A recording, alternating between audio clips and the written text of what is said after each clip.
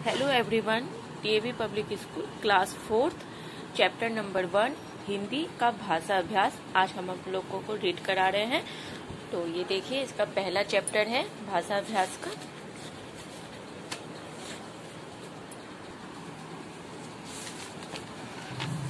पहला चैप्टर फैलती चप्पलें। आप लोग मेरा पिछला वीडियो भाषा मातृ का आप लोग जरूर देख लीजिएगा। भाषा मातृ में पहला चैप्टर फैलती चप्पलें हम आप लोग को रीड कराए हैं। तो जब तक आप उस वीडियो को नहीं देखेंगे तो आपको ये वीडियो का क्वेश्चन आपको अच्छी तरह से समझ में नहीं आएगा।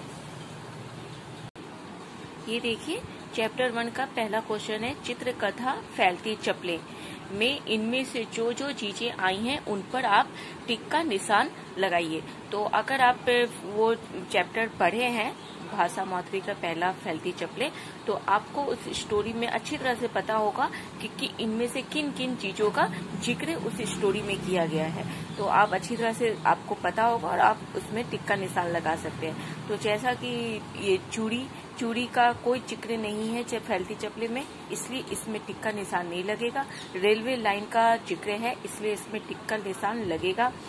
तवे का भी जिक्र है तो इस पर भी टिक का निशान लगेगा। और चप्पलें, जैसा कि चैप्टर का नाम ही है चप्पलें, तो चप्पल का तो जिक्र है ही, तो इस पर टिक का निशान लगेगा। और फिर ये जो कमीज है और सिक्का, पैसे का जिक्र जरूर है लेकिन सिक्के का जिक्र नहीं है।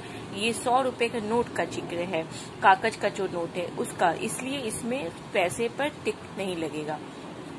और दूसरा क्वेश्चन है नीचे दिए के शब्दों को बोल बोल कर जोर जोर से पढ़िए। तो इसमें देखिए जो शब्द है इसे आप खुद से बोलिए।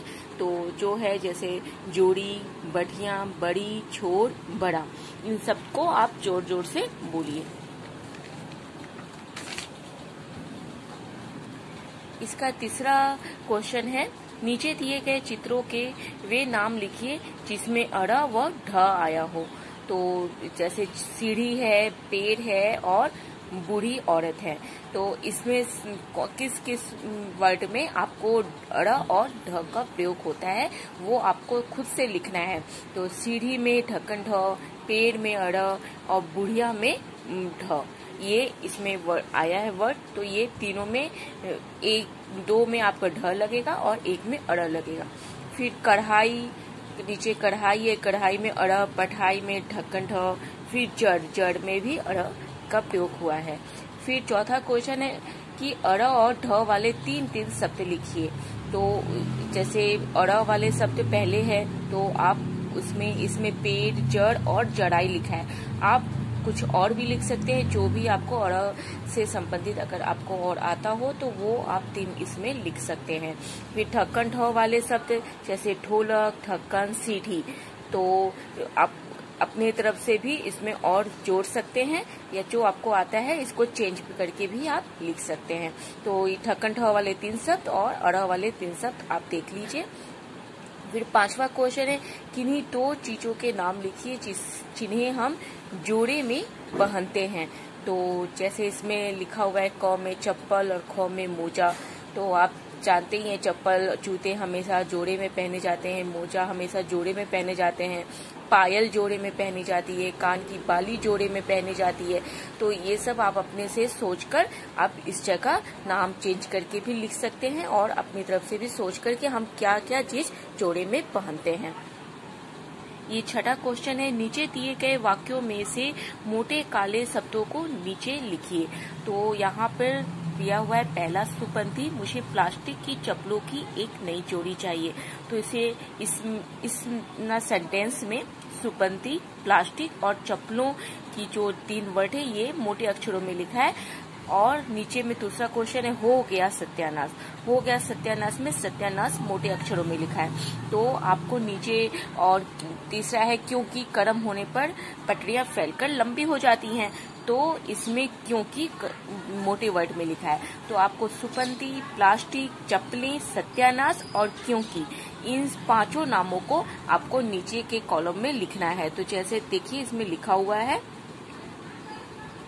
ऊपर दिए गए वाक्य में प्लास्टिक शब्द में प और श अपने शब्द वाले वर्ण के साथ मिलकर बोले जा रहे वे संयुक्त वर्ण संयुक्त व्यंजन कहलाते हैं। जैसे प में आधा र लगा हुआ है और श में आधा श अपने आप आ जाता है, तो ये देखिए स में ऐसे लगा है, तो इसे ही कहा, यही संयुक्त वर्ण है कि प के साथ ये लगा है, इसे ही संयुक्त वर्ण कहते हैं। अब जैसे इसमें है प्लास्टिक, प्लास्टिक शब्द में आधा प है, ये देखिए आधा प, और प्लास्टिक आधा स, टी में आधा स लगा है, तो यही प और स है जो हम कोई भी वर्ड बोलते हैं, तो जो वर्ड अगर हम बोलते हैं उसमें अपने आप आधा वर्ड अपने आप प्रयुक्त हो जाता है, अपने आप बोला जाता है, उसे हम संयुक्त वर्ड, दो वर्ड एक साथ, जैसे एक पूरा वर्ड होता है, एक आधा वर्ड होता है, तो वो दोनों को मिलाकर जब हम बोलते हैं तो वो संयुक्त वर्ड कहलाता है। जैसे प्लास्टिक, प्लास्टिक में पूरा प हम नहीं बोलते, हल्का सा प बोलते हैं, फिर ला बोलते थे। प्लास्टिक, टिक में टी वर्ड में से पहले हम आधा स बोलते हैं, आधा स बोलते हैं, तब हम टिक बोलते हैं, इसीलिए यहाँ पे प्लास्टिक, ये दोनों वर्ड प और स, ये दोनों वर्ड आपका संयुक्त वर्ड कहला जाता है। तो अपने बाद आने वाले वर्ण के साथ, जैसे कोई भी आधा वर्ड जो हो, चाहे यहाँ पे प और स में दिया है, ये कोई और भी वर्ड हो सकता है, आधा वर्ड हो, वो आधा वर्ड अगर अपने बाद वाले पूरे वर्ड से पहले ही लिखा जाता है, उसके साथ अगर बोला जाता है, अपने बाद वाले आने वाले पूरे शब्द के साथ आधा शब्द बोला जाता है, तो उसे हम संयुक्त व्यंजन कहते हैं।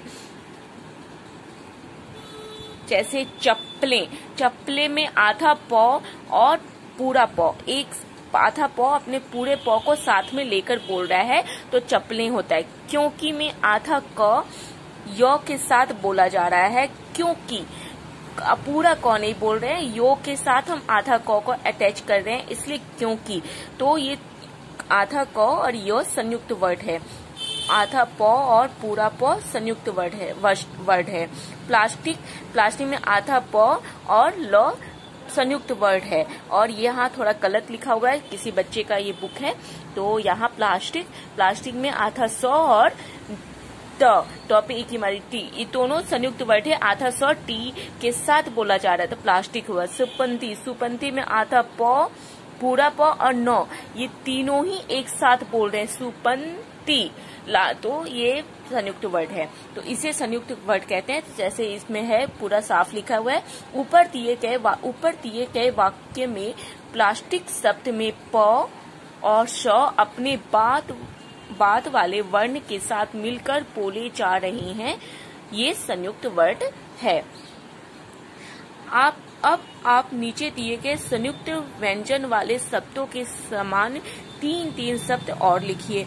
तो आप समझ गए संयुक्त वर्ड किसे कहते हैं। कोई भी पूरा शब्द से पहले अगर कोई आधा वर्ड आता है, वो आधा वर्ड अपने आने वाले बाद के पूरे शब्द के साथ मिलाकर बोला जाता है, उसे संयुक्त वर्ड कहते हैं। तो संयुक्त वर्ड के समान यहाँ पे आपको उदाहरण दिया गया है, क्योंकि, चप्पल और सत्य। तो क्योंकि से संबंधित आप 3 वर्ड लिखिए, चप्पल से संबंधित 3 वर्ड लिखिए, और इस आधा त से संबंधित 3 वर्ड लिखिए, आधा क से संबंधित 3 वर्ड, आधा प से संबंधित 3 वर्ड और आधा ट से संबंधित 3 वर्ड। तो आधा क से संबंधित यहाँ पे दिया हुआ है क्योंकि, दूसरे में आप क्यों लिख सकते हैं, क्या लिख सकते हैं और क्यारी लिख सकते हैं। आधा प से संबंधित 3 वर्ड में यहाँ ऑप्शन दिया हुआ है आपको उदाहरण चप्पल, तो आधा प में चप्पल, थप्पड़ लिख सकते हैं, खप्पड़ लिख सकते हैं, छप्पड़ लिख सकते हैं। आधा त से संबंधित 3 वर्ड में सत्य तो लिखा हुआ है, आप यहाँ सत्यानाश लिख सकते हैं, नित्य में आधा तो आता है, नित्य लिख सकते हैं, नृत्य लिख सकते हैं। तो इस प्रकार से आप ये अपने तरफ से, और भी अगर आपको कोई वर्ड याद आ रहा है तो इसके आगे आप खुद से भी अपने अच्छे के लिए, अपनी जानकारी के लिए आप लिख सकते हैं। दी गई वर्ग पहेली में से पहनने वाले कपड़ों के नाम ढूंढकर लिखिए। तो ये वर्ग पहेली है, तो इसमें आपको 4 कॉलम दिया है, 4 ही वर्ड आपको लिखना है।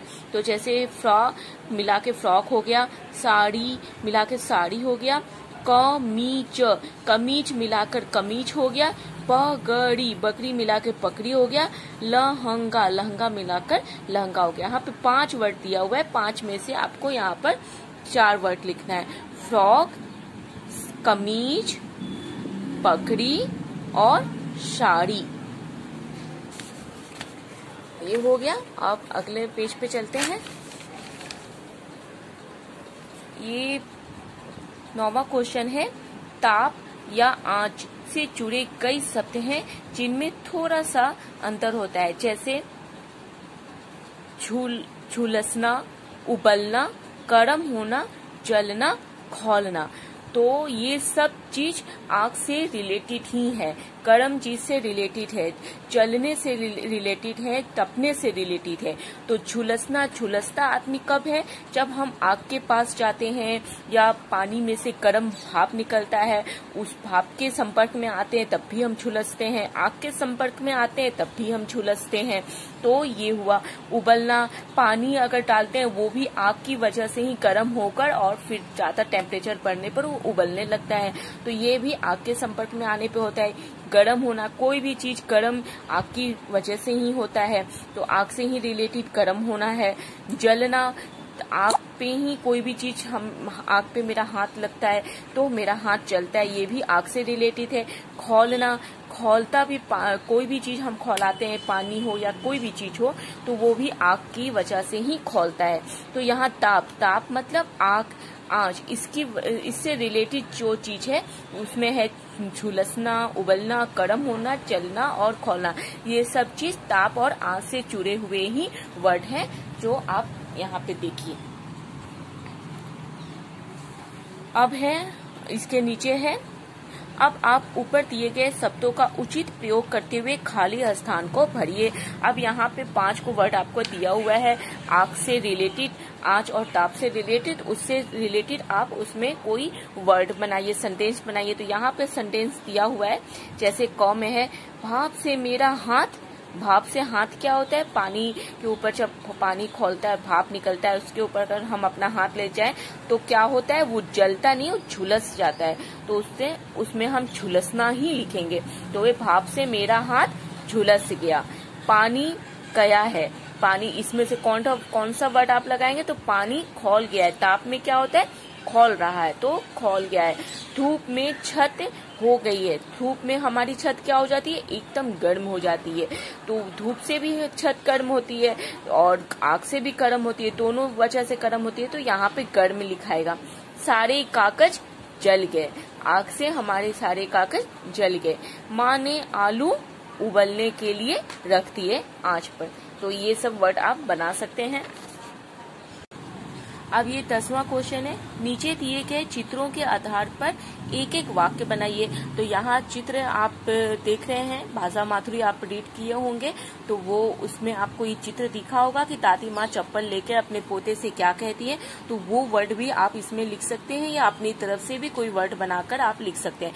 तो यहाँ दादी अम्मा चप्पल अपने पोते को दिखा रही है कि ये देखो मेरी चप्पलें टूट गई, ये देखिए इनकी चप्पल टूटी हुई है।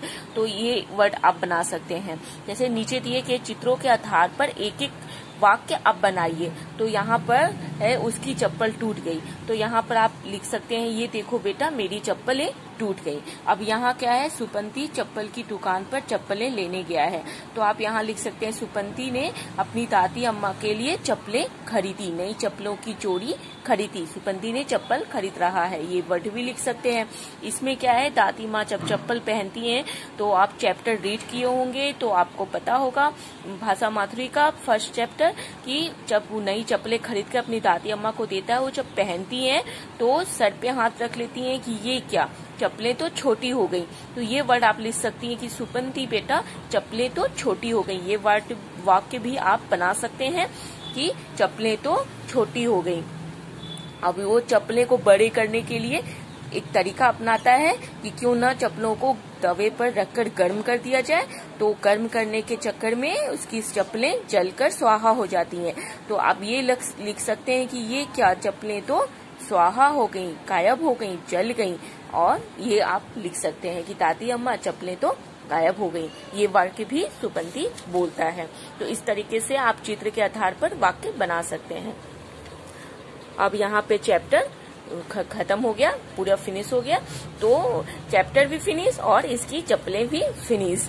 तो मेरी वीडियो को पूरा मेरी वीडियो को पूरा देखने के लिए थैंक यू सो मच। और अगला चैप्टर मैं आपको अगली वीडियो में बताऊंगी, तो मेरे अगली वीडियो को भी देखिएगा। तो थैंक यू सो मच।